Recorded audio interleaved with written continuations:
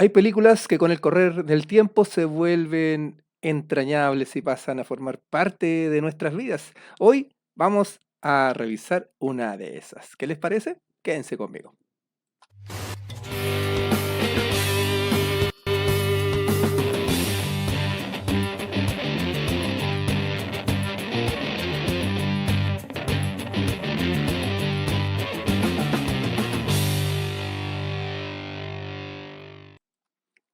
Marcelo Exo, amigo de siempre, laboratorista dental, guionista, locutor, de todo un poquitito comunicador. Y bueno, como les decía en la presentación, sí, películas entrañables de esas que incluso nos hacen tener ciertos crush, como les dicen hoy en día, en nuestra época le decíamos amores platónicos, ¿cierto? Pero de esas películas que se guardan y se atesoran con mucho cariño. Así que vamos a ver la del día de hoy, ¿qué les parece? Sí, amigos, una gran película para esta ocasión, que tenemos acá en el póster oficial, ya, de aquella época, miren, Lady Hawk. Bueno, conocida de diferentes formas en el mundo, Lady Hawk, acá en Hispanoamérica, el hechizo del halcón, la dama halcón, el hechizo de Áquila, tenía varios nombres distintos, incluso en alguna parte Lady Halcón, así como estas mezcolanzas de fonemas anglos y latinos, ¿ya? Pero bueno, gran película que fue realizada en el año 1985 y a tener en cuenta el siguiente contexto, amigos.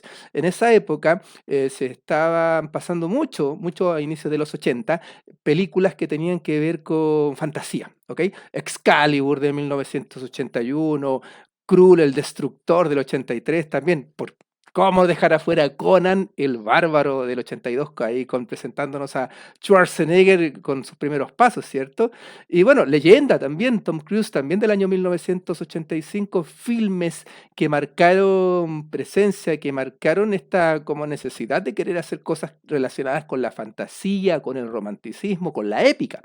Y ahí es donde aparece la figura de un tremendo director. Sí, ni más ni menos que el señor. Ahí está, Richard Donner, señores. Richard Donner, este director estadounidense, que tenía a su haber un montón de películas bastante especiales, ¿ya? ¿Por qué? Porque era capaz de pasar del terror, como en La Profecía, hasta Superman, superhéroes, ¿cierto? Los Goonies, otra de las emblemáticas que dirigió este señor también. Obviamente El Hechizo del Halcón, nuestro filme del día de hoy. Arma Mortal, toda la saga de Arma Mortal, un tremendo director, súper versátil, que es capaz de aterrorizar al público, de entretenerlo y de llevarlo a lugares increíbles. Esta película, ¿qué pasaba? Como les decía, el contexto de esta necesidad de películas épicas, de películas que tenían que ver con la fantasía medieval, sobre todo en aquel entonces, y querían hacer este filme que este guión estuvo dando vueltas unos 10 años en estudio, donde nadie lo tomó mucho en cuenta, pero ¿qué ocurrió? Estaba en los cajones de Warner y Richard Donner, como dijo, ya hice La Profecía de terror, ya hice Superman, y estaba viendo esto que estaba pasando con la filmografía épica, ya de fantasía, dice, pucha, quiero hacer algo, y se puso a trajinar ahí, a buscar entre los archivos de Warner, y se topa con este guión, se topa con este libreto de El Hechizo del Halcón, y lo empieza a hojear, le gusta, dice, vamos, hagámoslo, y comienza a reunir a su equipo que iba a trabajar con él, guionistas, ya, música, de todo, y por supuesto el elenco, el reparto, y se pone a castear, exactamente. Y bueno, vamos a ver el cast de esta película, que fue bastante especial.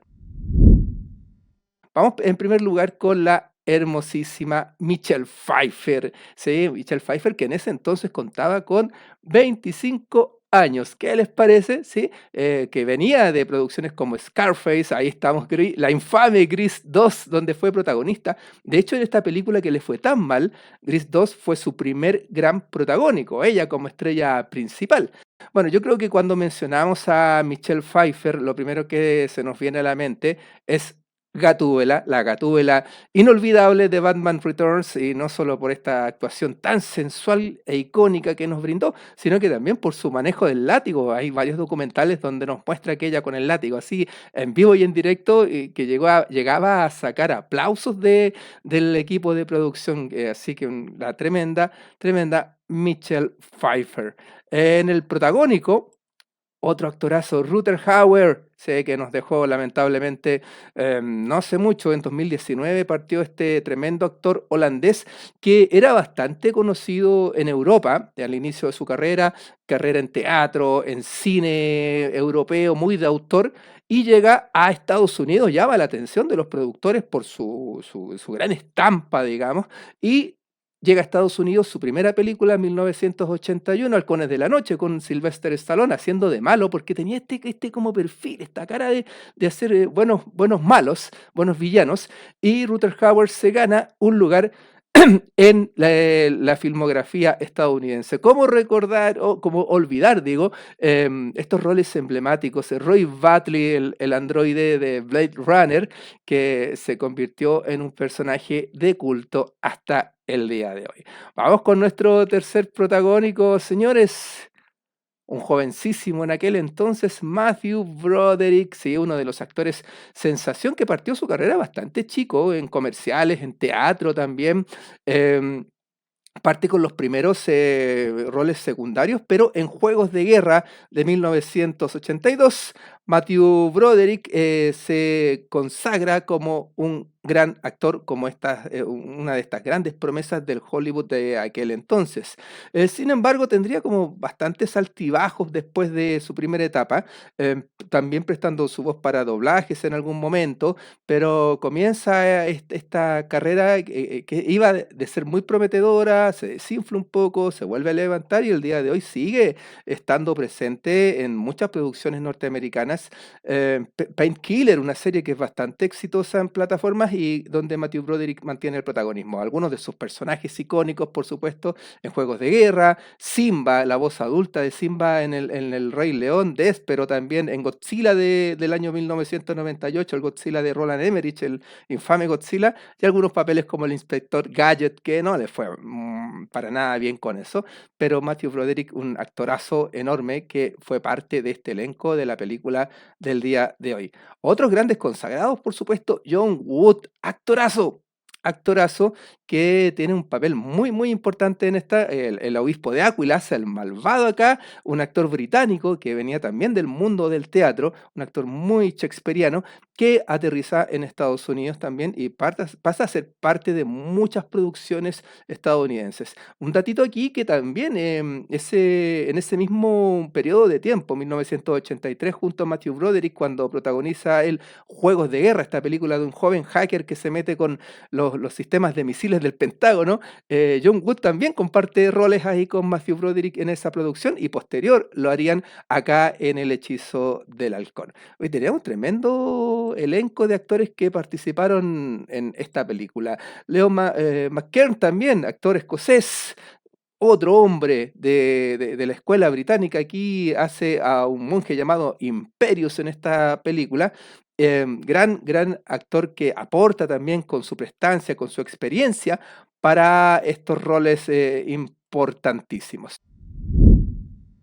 Esta película está situada en un mundo medieval, digamos, de fantasía medieval, y trata de esto la historia. Una joven noble llamada Isabeau de Anjou, interpretada por Michelle Pfeiffer, se enamora del capitán de la guardia de este ducado de Áquila, interpretado por Rutger Hauer, que se llamaba Etienne de Navarra. Etienne de Navarre, o de Navarra, como lo veíamos o lo escuchábamos en la traducción latina de aquel entonces.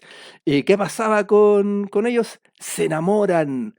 Pero, ¿qué ocurría? El obispo de Áquila, que era casi el señor feudal de la zona, estaba enamorado de Isabeau. Y cuando descubre el secreto de estos dos amantes, los maldice, hace un pacto con el diablo, llega a tal su obsesión que hace un pacto con el demonio, maldice a estos amantes y son presas de un hechizo durante el cual, durante el día, ella se transformaba en un halcón y él mantenía su forma humana. Y cuando llegaba la noche, él se convertía en un lobo y ella se convertía en una humana. Tienen que huir de Aquila los dos con esta maldición encima, siempre juntos pero eternamente separados. Era la bajada de la película que daba mucho al misterio y querer saber de qué se trataba. Bueno, en su camino conocen a Philip Gastón, Matthew Broderick, quien les va a ayudar junto al monje Imperius a romper esta maldición y volver a la normalidad. Y vamos con los personajes de esta película. Etienne de Navarra, interpretado por Rutger Hauer, este caballero, este capitán de la guardia, que es maldito por el obispo de Áquila, que durante las noches se transforma en un lobo. Acá el papel de Rutger Hauer es, ¿cómo decirlo? Muy, muy matizado. ¿Por qué? Porque estábamos acostumbrados hasta ese momento eh, a verlo visto siempre de malo.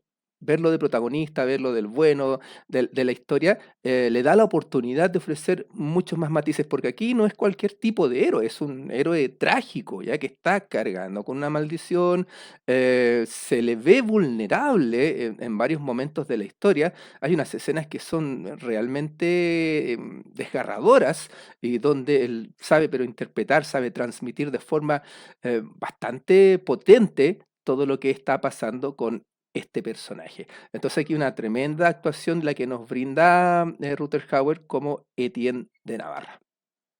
¿Y qué decir del rol de Michelle Pfeiffer como Isabeau de Anjou? Su belleza es indiscutible y esto le da como un aire bastante etéreo, casi sobrenatural, porque tiene esta mística, esta mezcla de una mujer que está sufriendo, producto de esta maldición, al igual que Tiende Navarra, pero tiene un aire también de determinación. Es una mujer decidida, que va, enfrenta los retos, no tiene miedo, incluso en una escena que se enfrenta a un cazador de lobos también por salvar a Etienne cuando está transformado. Es una mujer que no se amilana, un rol femenino muy empoderado, muy fuerte, muy bien escrito, muy a diferencia de cómo se suelen escribir los papeles femeninos en la actualidad, pero un personaje que realmente enamora. Yo tengo que confesar que ella fue mi crush en esa época. Claro, estos amores platónicos que uno tiene, a lo mejor muchos quizás que la conocen y la admiran y admiran su belleza lo harán o lo habrán hecho a partir de la gatúbela de Batman Returns, pero por lo menos para mí fue en esta película donde yo dije, wow, qué mujer más hermosa y era un niño ahí enamorado de la belleza de este gran personaje, ¿ya? Y vamos aquí con el rol de Matthew Broderick, Philip Gastón, que comienza la película encerrado en las mazmorras del castillo de la prisión de Áquila, como un ladrón. Era un ladronzuelo cualquiera que andaba robando monedas, bolsos, de todo lo que pillaba se robaba este loco. Logra escapar de la cárcel y tras ser perseguidos por los guardias de esta, es defendido por Etienne de Navarra con quien se cruza y se convierte en su especie de ayudante, ¿ya? Un personaje que ofrece el alivio cómico pertinente a una historia que es bastante trágica, ya que es bastante dura para los protagonistas. Él es quien aterriza, quien por lo menos logra rescatar esta parte de humanidad que se le estaba yendo a Etienne de Navarre, ya producto de esta frustración que tenía por no poder sacar la maldición que ellos tenían. Y es un personaje importantísimo, es el ancla, podríamos decir que es el pegamento que va uniendo a los diferentes personajes, tanto protagonistas como secundarios, que van apareciendo en esta historia. Muy, muy importante, muy interesante el rol que hace aquí Matthew Broderick. También le ganó la admiración de las chicas en aquella época. Como les decía, un actor que durante su carrera tuvo altos y bajos. Quizás podríamos decir que se vio eclipsado un poco por la irrupción de Tom Cruise en Leyenda en el año 1985 y cómo no, Michael G. Fox que con Volver al Futuro rompió todos los cánones que había ahí de admiración.